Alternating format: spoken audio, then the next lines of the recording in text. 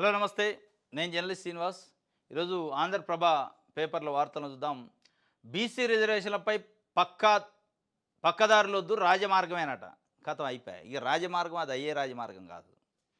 అంటే ఇప్పట్లో MPTC, ZPTC, sarpanch ఎన్నికలు లేవు అనేది స్పష్టంగా ప్రభుత్వం క్లారిటీ ఇచ్చినట్టయింది. ఇక పక్కదారులొద్దట. ఇయన్నీ పక్కదారులు ఇప్పటిదాకా చేసిందంతా ఏంటి? పక్కదారులు కాకపోతే గవర్నర్ దగ్గరికి ఆర్డినెన్స్ పంపారు. అది పాస్ కాదని తెలుసు. గవర్నర్ ఆర్డినెన్స్‌కి ఆమోదం తెలపడని తెలుసు. ఎందుకు తెలపడు? కాన్స్టిట్యూషనల్ స్పిరిట్ ఉండాలి. పార్లమెంట్ అనుమతి ఉండాల. లేకుండా వీళ్ళు అసెంబ్లీ పంపితే ఆయన ఆమోదం తెలపడు. ఇంకోటి రాష్ట్రపతికి బిల్ పాస్ చేసి ఏకగ్రీవంగా అసెంబ్లీ పంపారు. అది అవ్వదని తెలుసు. రాష్ట్రపతికి డైరెక్ట్‌గా పంపితే రాష్ట్రపతి చేయరు. పార్లమెంట్ రాష్ట్రపతికి పంపాల. ఈ 2 కూడా పక్కదారులే. ఈ 2 పక్కదారులు ఫెయిల్ అయిన తర్వాత ఇంకో పక్కదారి ఏంది? GO number 9. ఇది పక్కదారే. ఈ 3 కూడా అవేవి కాదు, నిలబడేవి కాదు, కాన్స్టిట్యూషనల్ ఆ ఫ్రేమ్‌లో లేవు. ఒక ప్రాసెస్‌లో జరగలేదు అనేది తెలుసు. ఈ పక్కదారులు పోయి ఇప్పుడు లేదు లేదు నేను రాజమార్గంలో తప్ప పక్కదారిలో పోను అంటారు. ఇక రాజమార్గం అంటే ఇప్పుడు అయ్యేది కాదు. మరి ఈ రాజమార్గం కోసం చేసేటప్పుడు ఈ పక్కదారులు ఎందుకు దొక్కారు? ఈ ఇన్ని రోజులు బట్టి, ఇన్ని నెలలు బట్టి పక్కదారులు దొక్కకుండా డైరెక్ట్ ఆ రాజమార్గం కోసమే ఫైట్ చేసి ఉంటే ఈరోజు ఫలితం కొంతన్న వచ్చేది ఉండేది. రాజమార్గం కోసం ఫైట్ అంటే ఎక్కడ చేయాలి? హైదరాబాద్లో కాదు, ఢిల్లీలో చేయాలి. మోడీ దగ్గర చేయాలి. కేంద్ర ప్రభుత్వం పైన చేయాలి. స్తంభింపజేయాలి అవసరమైతే ఢిల్లీని. తెలంగాణ సమాజాన్ని మొత్తం తీసుకెళ్ళి ఆల్ పార్టీసు అన్ని సంఘాలను తీసుకెళ్ళి ఆడ కూర్చోబెట్టి స్తంభింపజేస్తే నిజంగానే మీకు ధైర్యం ఉంటే, మోడీ పైన ఫైట్ చేసే ధైర్యం మీకు ఉంటే అది చేయాలి. ఇక నిన్న కాంగ్రెస్ పార్టీ అధిష్టానం ముఖ్య నేత రాహుల్ గాంధీ సూచన చేసిండట, పక్కదారులు వద్దు, మనం రాజమార్గం ద్వారానే వెళ్దాం. 4 రోజులు లేట్ అయిన పర్లే ఎన్నికలు, కానీ 42% మనం అన్న ప్రకారం ఇచ్చిన తర్వాతనే, రిజర్వేషన్ ఇచ్చిన తర్వాతనే ఎన్నికలకి వెళ్ళాలి అని చెప్పి వాళ్ళు ఒక డెసిషన్ తీసుకున్నట్టు ఒక లీక్ చేశారు. దీనికి సంబంధించి అంటే ఇప్పట్లో ఇది జరగదు. ఇక రాజమార్గం జరగాలంటే మోడీ మీద ఫైట్ చేయాలి, మోడీ ఒప్పుకోవాలి, మోడీ పార్లమెంట్లో పెట్టాలి, అన్ని పార్టీలు, దేశంలో ఉన్న పార్టీలు, మెజారిటీ పార్టీలు ఒప్పుకోవాలి, ప్రధానంగా ఎన్డీఏ కూటమి పక్షాలు ఒప్పుకోవాలి, 9th షెడ్యూల్లో పెట్టాలి దాన్ని. 9th షెడ్యూల్ ఆమోదం పొందిన తర్వాత మనకు అనుకున్నట్టు 42% అప్పుడు వస్తుంది. వాళ్ళు అంత ఈజీగా పెడతారా బీజేపీ? అసలు ఆ బీజేపీ పైన పెట్టే విధంగా ఒత్తిడి తెచ్చారా మీరు? బీజేపీ అడ్డుకుంది అంటున్నారు, కానీ అసలు నువ్వు ఫైట్ చేసింది ఎక్కడ? ఇయ్యమని అడిగింది ఎక్కడ? నిలదీసింది ఎక్కడ? బీజేపీని అడగలేదు, నిలదీయలేదు. బీజేపీ అడ్డుకుందని సింపుల్గా చెప్తుంటారు. బీజేపీ మీద ఆ స్థాయిలో మీరు ప్రెజర్ తెచ్చి బీజేపీ ఇవ్వకపోతే, కేంద్రం ఆ బిల్లు పార్లమెంట్లో పెట్టకపోతే బీజేపీని తప్పు పట్టడానికి ఉండేది. అసలు మీరు ఆ ప్రెజరే తేలే. కనీసం బిల్లు పెట్టించే ప్రయత్నం కూడా చేయలే, వాళ్ళపైన ఒత్తిడి కూడా చేయలే. కేవలం ఇక్కడ టైం పాస్ చేసి మమ అనిపించి పక్కదారులు చూశారు తప్ప, ఈ పక్కదారులు సక్సెస్ కాకుండా పక్కదారి పట్టినాయి కాబట్టి ఇప్పుడు మళ్ళా రాజమార్గం అని ఇంకొక మార్గాన్ని ఎత్తుకుంటున్నారు. అంటే ఇప్పట్లో ఉండవు పంచాయతీ, సర్పంచ్ ప్లస్ ఈ ఎంపీటీ, జెడ్పీటీసీ. పాత జీవోతో అసలే వద్దు, విపక్షాలకు అస్త్రాలు అందివద్దు, ఆలస్యమైన రాజ్యాంగ సవరణతోనే ఎన్నికలు, 42% బీసీ రిజర్వేషన్పై పార్లమెంట్లో పోరాడతాం, సభను సమీపజేస్తాం, రిజర్వేషన్లు సాధించుకుందాం, సీఎం రేవంత్కి ఏఐసీసీ అగ్రనేత రాహుల్ గాంధీ దిశానిర్దేశం. త్వరలో ఢిల్లీలో CM Revanth, PCC chief Mahesh, in charge మీనాక్షిలతో భేటీగా అన్న ఏఐసీసీ ముఖ్య నేతలు. ఆలస్యమైన రాజ్యాంగ సవరణతోనే ఎన్నికలు అంటున్నారు, 42% బీసీ రిజర్వేషన్పై పార్లమెంట్లో పోరాడదాం అంటున్నారు, సభను సమీపజేస్తాం అంటున్నారు. ఇవన్నీ ఇప్పటిదాకా ఎందుకు చేయలే? ఇవన్నీ ఇప్పటి వరకు ఎందుకు చేయలే? అంటే ఇవి చేస్తేనే పార్లమెంట్లో బిల్లు ప్రవేశపెడితేనే అయిద్దని తెలుసు మీకు. సభని సమన్వయం చేస్తేనే బీజేపీ పైన, ఎన్డీఏ కూటమి పైన ఒత్తిడి వస్తుందని తెలుసు. రాజ్యాంగ సవరణ చేస్తేనే అయిద్దని తెలుసు. ఇవన్నీ తెలిసిన తర్వాత జీవో ఇచ్చి జీవో కొట్టేస్తే బీజేపీ, బీఆర్ఎస్ ద్రోహులు అని చెప్తుంటారు. బీసీల నోటికాడ ముద్రను గుంజొద్దని మళ్ళీ అదే మంత్రులు చెప్తున్నారు. రాజ్యాంగ సవరణ చేస్తే ఎవరన్నా సవరణ చేయకుండా ఆపితే నువ్వు అన్నట్టు అప్పుడు బీసీల నోటికాడ ముద్రను గుంజినట్టు. ఆ సవరణ దాకా తీసుకోలేదు కదా మీరు. స్పష్టంగా నేను రాహుల్ గాంధీ చెప్పిన గైడ్లైన్స్, ఇన్స్ట్రక్షన్స్ ప్రకారం ఏంది? తప్పనిసరిగా 42% ఇవ్వాలంటే రాజ్యాంగ సవరణ జరగాలి, రాజ్యాంగ సవరణ జరిగి 9th షెడ్యూల్లో పెట్టాలి అనేది స్పష్టంగా మీకు తెలుసు కదా. మరి ఈ రాహుల్ గాంధీ గారు కూడా ఈ గవర్నరు, రాష్ట్రపతి దగ్గర లేదా జీవో నెంబర్ 9తో రేవంత్ రెడ్డి ప్రభుత్వం టైం పాస్ చేస్తారు. ఇది కాదు పద్ధతి, మీరు చేయాల్సిన పద్ధతి ఇది, మీరు రండి ఢిల్లీ, కేంద్ర ప్రభుత్వం పైన ఒత్తిడి చేద్దాం, సభని పార్లమెంట్ని స్తంభింపజేద్దాం, రాజ్యాంగ సవరణకు ఒత్తిడి తెద్దాం మోడీ పైన, ఎన్డీఏ కూటమి పైన అని చెప్పవైతి. అంటే బీసీలతోనే ఒక రకంగా ఆట ఆడుకుంటున్నాయి అన్ని పార్టీలు కూడా. బీజేపీ ఏంది, వాళ్ళు అడగట్లేదుగా నేనెందుకు ఇయ్యాలా, వాళ్ళు అడిగినా నేనెందుకు ఇస్తా, నాకు అవసరమైనప్పుడు ఇస్తాను వాళ్ళు. బీఆర్ఎస్ ఏంది, కేంద్రంలో ఇక్కడ రాష్ట్రంలో మేము అధికారంగా బాధ్యత వాళ్ళది కదా, కామారెడ్డి డిక్లరేషన్ ఇచ్చింది వాళ్ళు కదా అనేది వాళ్ళది. అల్టిమేట్గా బాధ్యత కాంగ్రెస్ది, హామీ ఇచ్చింది కాంగ్రెస్. ఇంత చిన్న లాజిక్ ఎట్లా మిస్ అయ్యారో అర్థం కావట్లే. రాహుల్ గాంధీ గారు చెప్పినట్టు రాజ్యాంగ సవరణ తప్పనిసరి చేస్తేనే వెళ్తుంది, అది తెలుసు. దానికోసం సభను సమయింపజేస్తారా, ఢిల్లీని సమయింపజేస్తారా, కేంద్రం పైన ఒత్తిడి చేస్తారా, అధ్యాకుండా ఇక్కడ జీవో ఒకటి చేసి హైకోర్టు కాడికి మంత్రులను పంపించి 2 రోజులు పగడబందిగా మోహరించండి అంటే ఏం మోహరిస్తాడా? చేయాల్సిన సవరణ పార్లమెంట్లో ఉంటే ఇక్కడ హైకోర్టు బిల్డింగ్లో కూర్చొని మోహరిస్తే ఎక్కడైద్ది? అంటే స్పష్టంగా ఒక గందరగోళం కనపడుతుంది కాంగ్రెస్ పార్టీలో. ఈ గందరగోళం తెలిసి చేస్తున్నా, తెలియక చేస్తున్నట్టు, తెలిసే చేస్తున్నట్టు ఉంది. ఇది ఇక రాజమార్గం కాబట్టి, ఆ రాజమార్గం లాంటి ఇప్పట్లో అయ్యే పని కాదు అది. ఎన్నికలు లేవనే చెప్పుకోవాలి. ఇక వెలుగు పేపర్ చూద్దాం.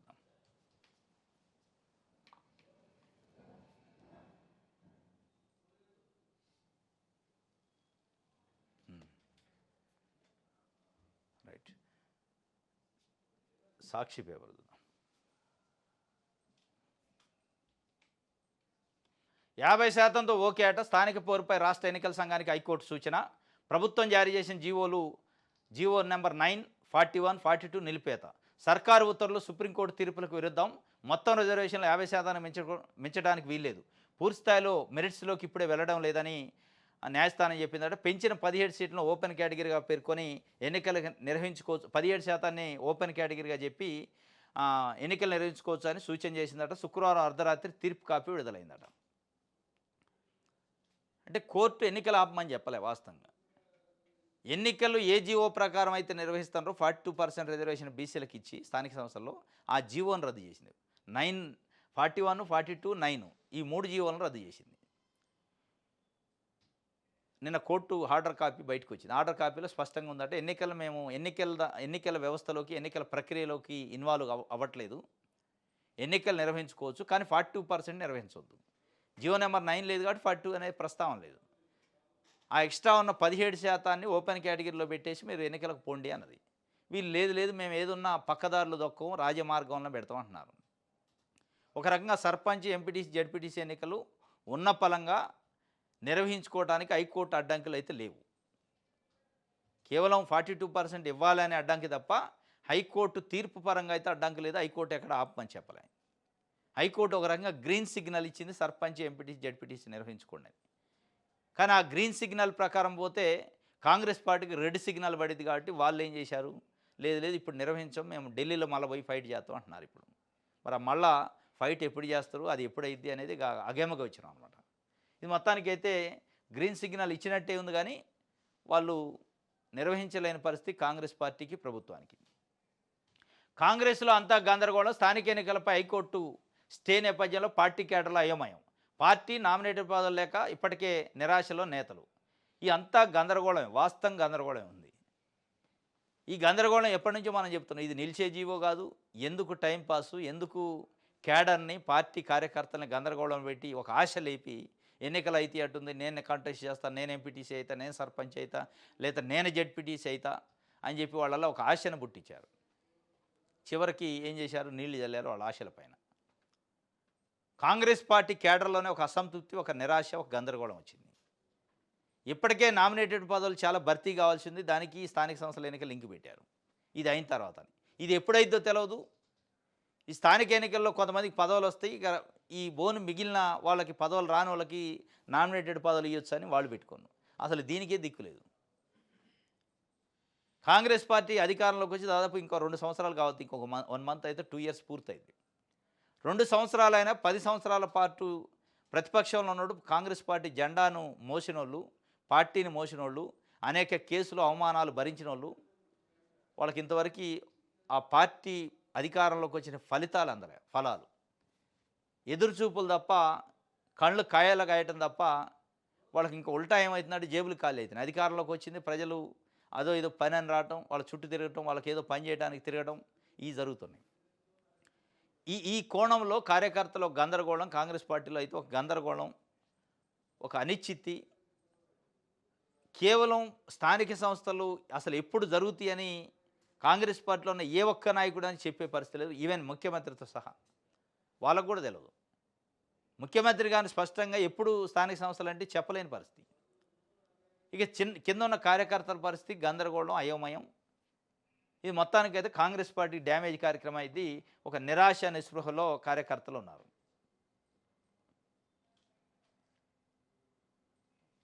రైట్. వెలుగు పేపర్ చూద్దాం. కేంద్రం అండతో బనకచర్లపై ఏపీ దూకుడు, డిపిఆర్ తయారీకి టెండర్ల ఆహ్వానం. ఈ నెల 8 నుంచి అందుబాటులోకి, 22 వరకు గడువు. ప్రాజెక్టు టెక్నో ఎకనామికల్ అప్రైజల్స్ ఆ పైన డిపిఆర్ అంటే బనకచర్ల అసలు వద్దే వద్దు అని చెప్పి అటు కేంద్ర జలశక్తి శాఖ మంత్రి, జలశక్తి శాఖ నిపుణులు చెప్తున్నారు. జలశక్తి శాఖ ఆల్రెడీ బనకచర్లకు సంబంధించి ఫైల్ పెడితే దాన్ని రిజెక్టే చేసింది. మళ్ళీ ఇప్పుడు డిపిఆర్ అనే కొత్త ఇష్యూ స్టార్ట్ చేశారు ఆంధ్రప్రదేశ్ ప్రభుత్వం. కేంద్రంలో పొత్తుంది కాబట్టి కేంద్రం అండదండలతో ఏపీ దూకుడుకు పోతుంది. ఇక్కడ మనోళ్ళు లేని స్థానిక సంస్థల రిజర్వేషన్లు అని దీన్ని పట్టుకున్నారు. ఈ గందరగోళంలో వీళ్ళున్నారు. వాళ్ళ పని వాళ్ళు కానిస్తారు. 92 కోట్ల రూపాయలు పెట్టి డిపిఆర్ కోసం టెండర్ పిలిచారు. ఇక డిపిఆర్ కోసం టెండర్లే పిలిచే పరిస్థితి వచ్చిందంటే ఎట్టి పరిస్థితుల్లో దానిపైన ముందుకు పోయే పరిస్థితి, దూకుడుకు పోయే పరిస్థితి చంద్రబాబు నాయుడు గారు, ఆంధ్రప్రదేశ్ ప్రభుత్వం ఉంది. మరి దాన్ని అడ్డుకునే ప్రయత్నం, దానివల్ల మన రాష్ట్రానికి జరగబోయే నష్టాన్ని ప్రభుత్వం పట్టించుకునే పరిస్థితి లేదు. అప్పుడేదో కొద్ది రోజులు అడావుడి చేశారు. ఇప్పుడు మళ్ళీ సైలెంట్ అయ్యి వీళ్ళ గందరగోళం వీళ్ళు స్థానిక సంస్థలు 42% కామరెడ్డి డిక్లరేషను దీంట్లో ఉన్నారు. ఈ సందట్లో సడేమే అని ఏపీ కానిస్తుంది. దీనిపైన మరి తెలంగాణ సమాజం జాగృతం కావాలా? బీసీల్లో రిజర్వేషన్ల హీటు, రాజకీయ పార్టీల తీరుపై గుస్సా. 42% కోటాను అడ్డుకునేందుకు తెర వెనుక కుట్రలు పన్నారని ఫైరు. 2 రోజులుగా రాష్ట్ర వ్యాప్తంగా ఆందోళన. ఈ నెల 13న నేషనల్ హైవేల దిగ్బంధం, 14 రాష్ట్ర బంద్. ఈ పరిణామాలు ఎడిదారి తీస్తాయని అన్ని పార్టీల్లోనూ ఆందోళన. ఇది బీసీల రిజర్వేషన్లపై హీటు. ఈ నెల 13న హైవేల బంద్, 14న రాష్ట్ర బంద్కు పిలిపించారు. మండే రోజు 13 అంటే సండే.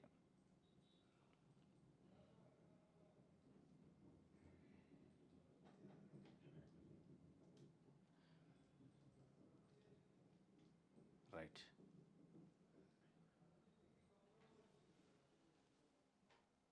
ఆంధ్రజ్యోతి చూద్దాం.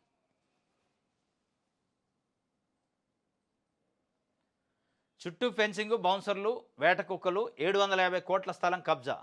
నకిలీ సేల్ డీడ్ సృష్టించి బంజారాహిల్స్లో 5 ఎకరాల భూమి ఆక్రమణ. త్వరలో కోర్టులో కేసు ఉండగానే ఫెన్సింగ్, షెడ్ల నిర్మాణం, రంగంలోకి హైడ్రా.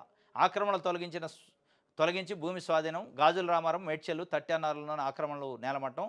ఆ భూముల విలువ 350 కోట్లు. చుట్టూ ఫెన్సింగ్ అట, బౌన్సర్లు పెట్టుకొని, వేట కుక్కలను పెట్టుకొని 5 ఎకరాల భూమిని కబ్జా చేసిండట. 750 కోట్లు చేస్తుంది. ఇది ఎక్కడో కాదు, బంజారాహిల్స్లో. అంటే హైదరాబాద్ నడిబొడ్డులో అంత వీఐపీలు ఉండే దగ్గర. అంటే ఎంత గట్స్ ఉన్నాయి చూడండి. ఎంత ప్రభుత్వం అన్నా, ప్రభుత్వ యంత్రాంగాలన్నా ఆక్రమణలు, కబ్జా కోర్లకు లెక్కలేంతనం. హైడ్రా ఒక మంచి పని చేసింది. మరి దాని వెనక ఎవరుండో తెలియదు కానీ ఆ కబ్జా బౌన్సర్లు, వేట కుక్కలను పెట్టుకొని చుట్టూ బౌన్సర్లు పెట్టి ఫెన్సింగ్ వేసి కబ్జా చేసే పరిస్థితి ఉంటే ఇన్ని రోజులు ఉన్న ప్రభుత్వ యంత్రాంగాలు, పోలీసులు, రెవెన్యూ ఏం చేసినే తెలియదు. తప్పుడు పత్రాలు సృష్టించి కబ్జా చేసిందట. డైరెక్ట్ అటాక్ చేసింది హైడ్రా. ఇది చేయాల్సింది. మీరు పోయి పేదోళ్ళ గుడిసెల మీద పట్టం కాదు. ఇగో ఇట్లాంటి పెద్దోళ్ళ కబ్జాల పైన పడాల, పెద్దోళ్ళ ఫామ్ హౌజుల పైన పడాల. పెద్దోళ్ళు చెరువులలో, దుర్గం చెరువు లాంటి బఫర్ జోన్లలో ఇల్లు కట్టుకున్నారు, వాళ్ళపైన పడాల. వాళ్ళ ఈ స్వాధీనం చేసుకోవాల్సింది. ఏదో చున్నం చెరువు, నల్ల చెరువులో ఉన్న పేదోళ్ళు రెక్కాడితే డొక్కాడిన ప్రజలు ఇళ్లపైన పడి మేము ఏదో సాధించినామంటే అది సాధించినట్టు కాదు, విధ్వంసం చేసినట్టు, పేద ప్రజల జీవితాలపైన దాడి చేసినట్టు. నిన్నైతే బంజారాహిల్స్లో చేశారు. అంతకుముందు గాజుల రామారం, మేడ్చెల్లు, తట్టానారులో కూడా చేశారు. కాకపోతే గాజుల రామారంలో అరకపూడి గాంధీకి సంబంధించిన భూమి ఉండేటాలకు వదిలేశారని ఒక విమర్శ ఉంది. దానిపైన హైడ్రానికి సమాధానం లేదు. వెళ్ళారు గాజుల రామారంలో కూడా రికవరీ చేసే ప్రయత్నం చేశారు. కానీ దాంట్లో కొంత అరకపూడి గాంధీ మనుషులదో ఆయనదో ఉందట. ఉంది అనగానే వెనక్కి తగ్గిందట హైడ్రా. ఇగో ఇదే రావద్దు. అంటే రూలింగ్ పార్టీ ఎమ్మెల్యేదో, ఎంపీఓ, మంత్రో ఉండనగానే మీ బుల్డోజర్ అక్కడి నుంచి వెనక్కి వస్తే పేద ప్రజల సంబంధించింది అనగానే బుల్డోజర్ స్పీడ్కి పోతే అంటే హైడ్రా ఎవరిపైన ఉక్కుపాదం మోపుతుంది, ఎవరిపైన కక్ష కట్టిందంటే పేదలపైన అనే ఒక నేమ్ వస్తుంది. ఇట్లాంటివి చేయాలి. బడాబాబులు, వేట కుక్కలు, ఫెన్సింగ్లు, బౌన్సర్లు పెట్టుకున్న వాళ్ళని తుక్కుడుగా బుల్డోజర్ పెట్టి తొక్కించాలి వాళ్ళ ఇళ్ళని.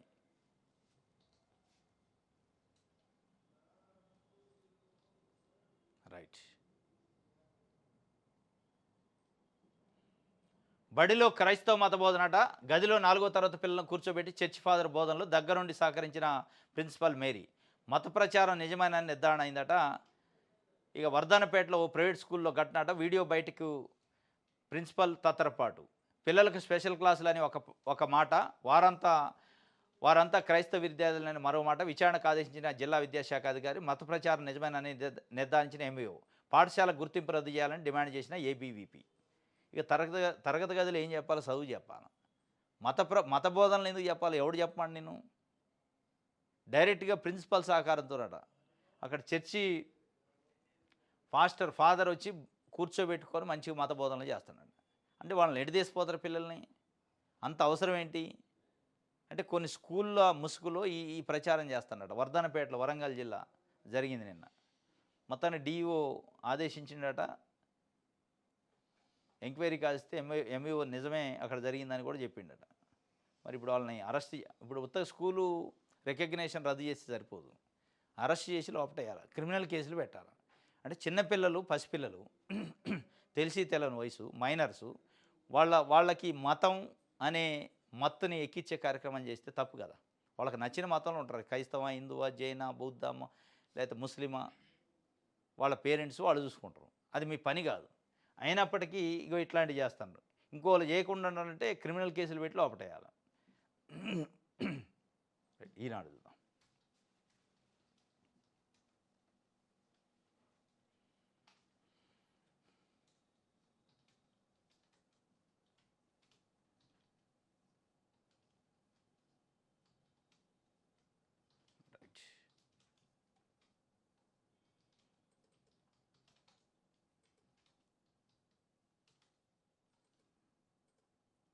బీసీ రిజర్వేషన్లపై సుప్రీంకోర్టుకు స్పెషల్ లీవ్ పిటిషన్ దాఖలు ప్రభుత్వం సన్నాహకాలు చేస్తుందట.